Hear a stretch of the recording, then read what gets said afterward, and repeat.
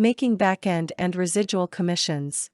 Residual income puts money in an affiliate marketer's pocket without any work or effort on their part.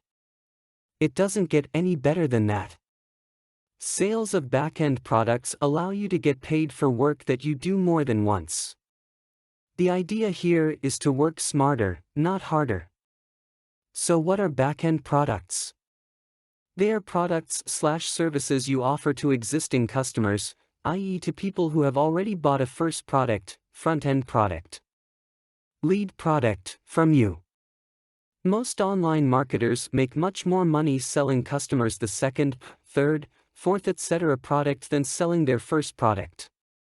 The reason is that people who've already bought from you once are much more likely to buy again.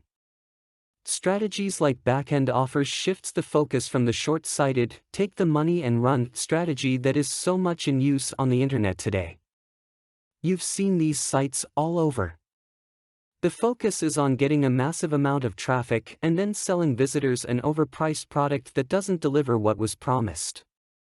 They might make money in the short run, but they will only sell to each customer once and will have to continue spending a lot of money on advertising to get new suckers to visit their site. More successful sites focus on building a strong relationship with their customers.